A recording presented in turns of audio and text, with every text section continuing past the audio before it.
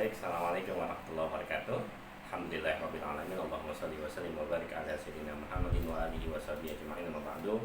Teman-teman, kita ketemu lagi di pembahasan soal nomor 3 pada kuis kedua materi gerak menggelinding yang kemarin sudah coba kita kerjakan.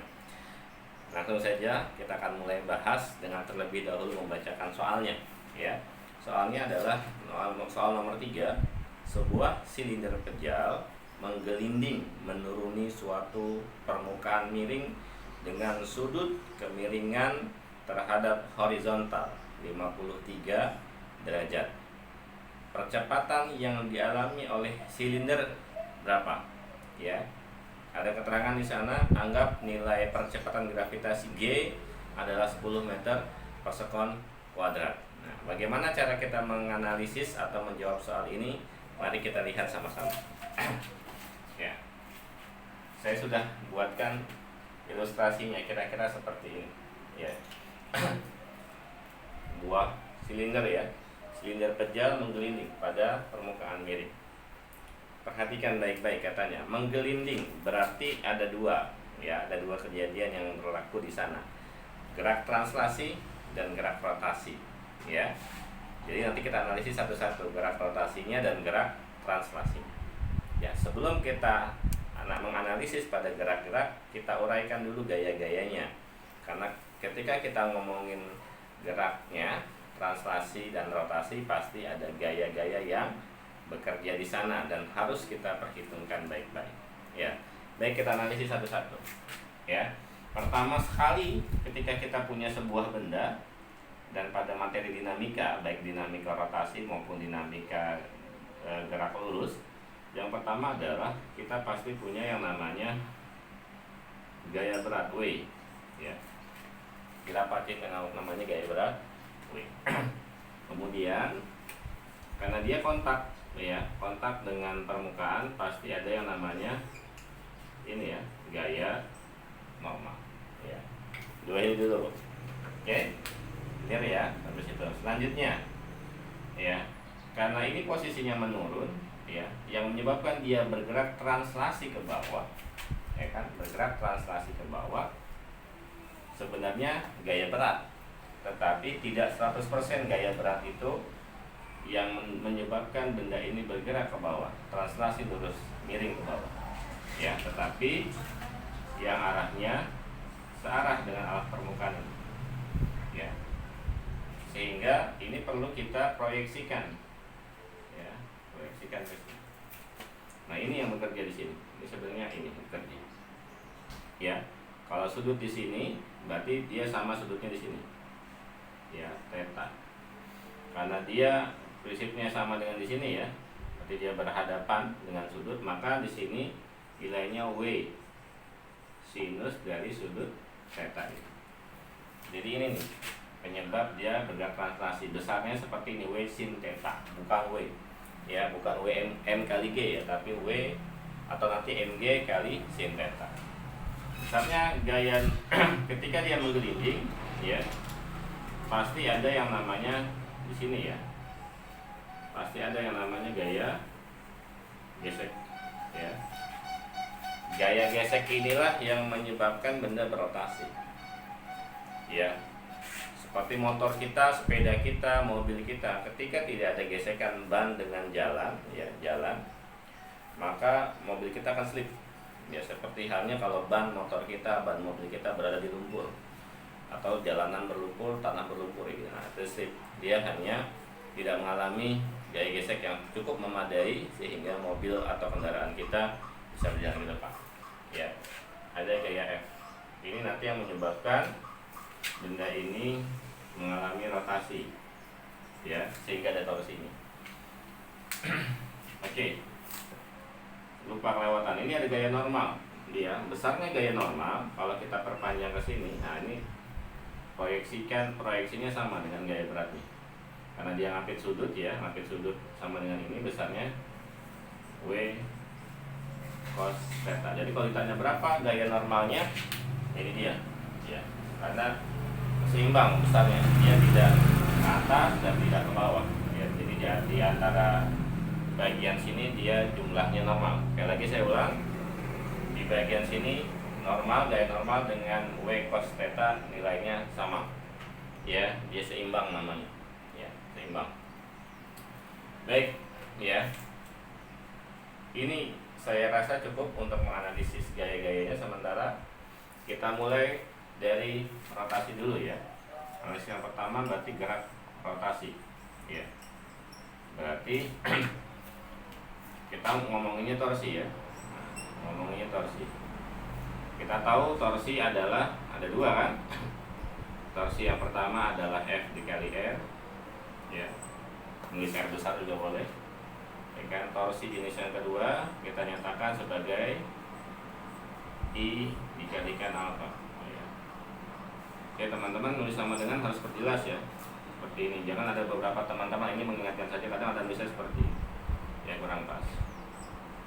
Nah, karena sama-sama torsi seperti ini, maka kedua torsi ini kita gabungkan ya, kita substitusikan sehingga kita dapatkan besarnya F ya secara umum ya. F nya di sini berarti langsung ya, F nya di sini adalah penyebab bendanya berputar, berotasi. Berarti apa di sini? Gaya gesek ya, maka saya tulis di sini gaya gesek dikalikan dengan jari-jari bendanya, silinder pejal, sama dengan I alfa ya, I alfa ya, I kali alfa ya. Kita juga tahu sebenarnya kan kita juga tahu bahwa alfa ya, alfa itu besarnya adalah A dibagi dengan F ya. Alfa itu A per F. Oke, A per F. Sehingga ini boleh juga ya kita ganti langsung boleh ya, termasuk ini juga boleh kita ganti langsung.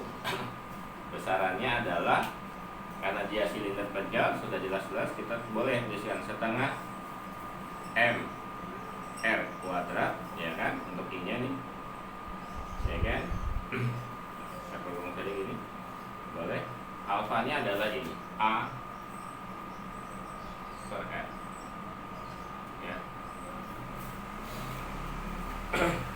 Oke ya. Nah, dari sini kita bisa sederhanakan kan, kita banyak yang kita lihat sederhanakan.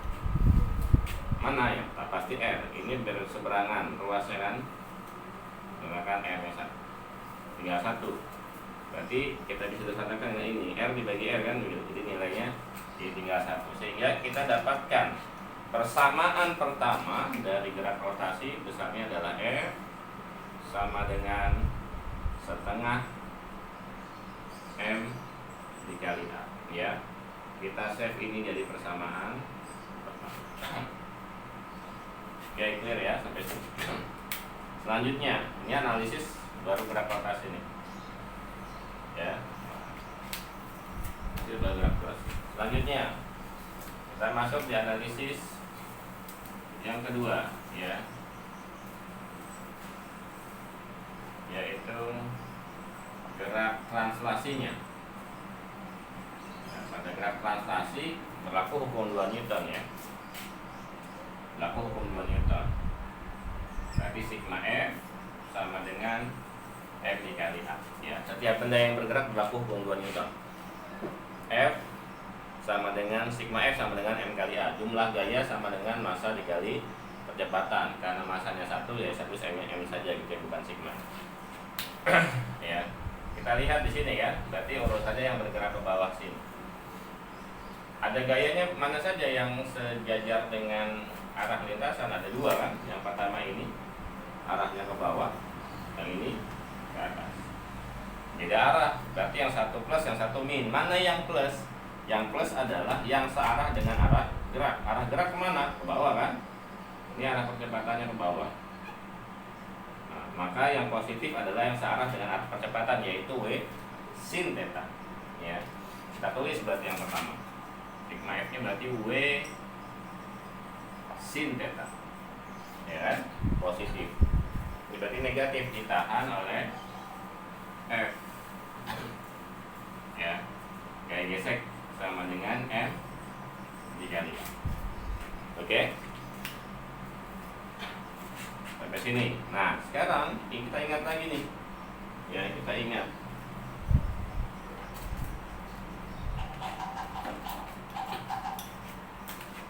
persamaan satu ya, ingat persamaan satu ya, ingat persamaan satu ini kan, bahwa gaya gesek sama dengan setengah M kali A. Ini kita masukkan nilai setengah MA sebagai pengganti gaya gesek F kecil itu ya, maka kita bisa tuliskan menjadi W sin theta ya kan, min, tulis ya, setengah MA ya, sama dengan M kali. Oke, selanjutnya apa? Kumpulkan yang satu variabel ya. Ini kita pindah ruas ke sana sehingga kita dapatkan nilainya W sin theta sama dengan M dikali A ditambah setengah MA ya, jadi plus ya.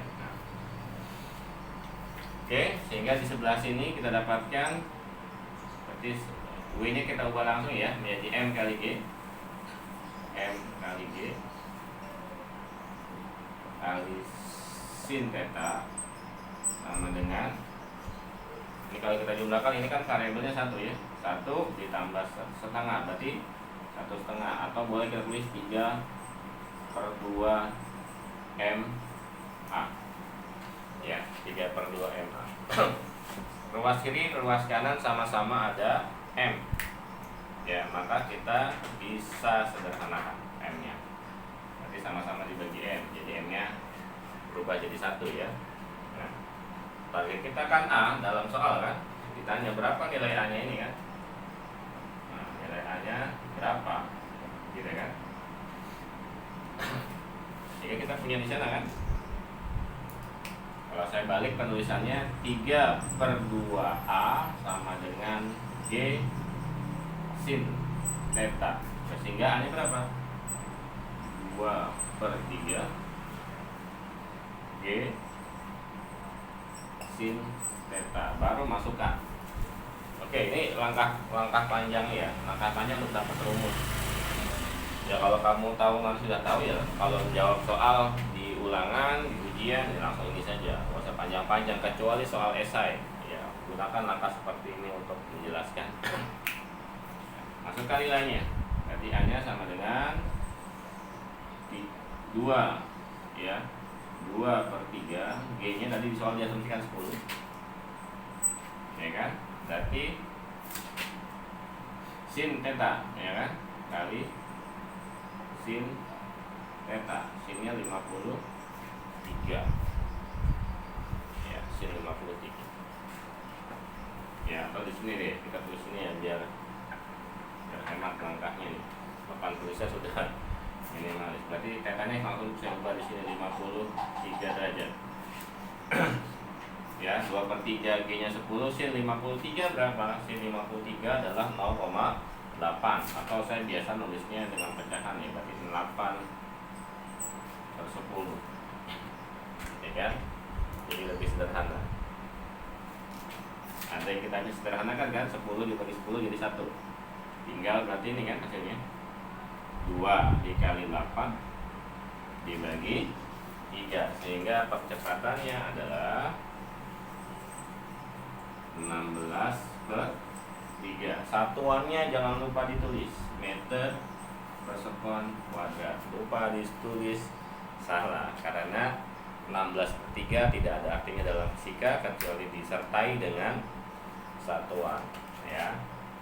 Demikian jawaban untuk soal nomor 3. Mudah-mudahan bermanfaat dan mudah-mudahan jelas bisa dipahami. Kalau ternyata masih ada yang kurang jelas, boleh ya tanya di kolom komentar atau boleh WA langsung ke saya. Demikian, lebih kurangnya mohon dimaafkan.